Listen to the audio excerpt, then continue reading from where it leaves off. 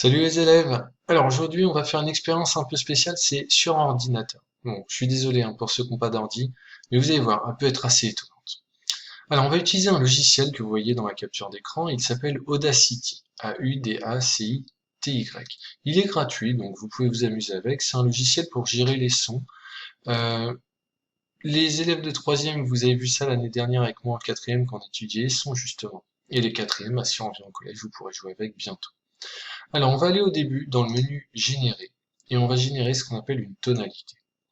On va choisir une fréquence qui vaut 100 Hz. Ok, je vous expliquerai après pourquoi. On fait valider et là, on a un diagramme. En fait, c'est la piste audio, c'est le son. Alors, on peut écouter. C'est pas très agréable, mais vous allez voir après pourquoi on le fait comme ça. Alors ensuite, on va aller dans sélectionner, on va sélectionner rien pour être sûr de faire la suite. On retourne en générer, on va régénérer une tonalité et on va générer la même. Ouais, je sais, c'est bizarre. Alors, on écoute. C'est tout aussi bizarre. Alors, la tonalité du haut, on va placer le curseur sur G pour dire que c'est le son de gauche. Et la tonalité du bas, on va mettre sur D pour droite. On écoute. Vous constatez que ça fait le même son que la première fois. Alors, pour l'instant, c'est pas très impressionnant. Maintenant, ce qu'on va faire, c'est sélectionner la piste du bas, par exemple.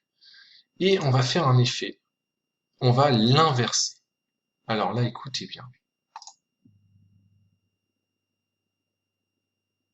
Il n'y a quasiment plus aucun bruit. Vous venez de générer ce qu'on appelle euh, un casque mince, le casque anti-bruit.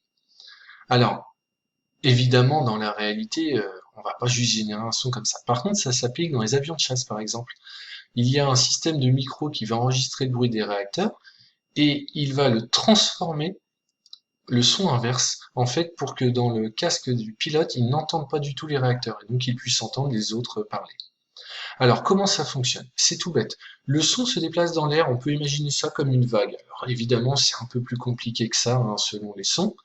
Et ce qu'on va s'amuser à faire, c'est quand cette vague-là arrive comme ça, on va générer une autre qui fait exactement l'inverse.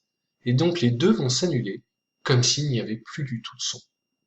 C'est tout bêtement ce principe-là. Voilà. Alors, je suis désolé, Mini Prof était pas trop d'humeur aujourd'hui, donc je l'ai fait tout seul. J'espère que ça vous a plu quand même. Amusez-vous bien.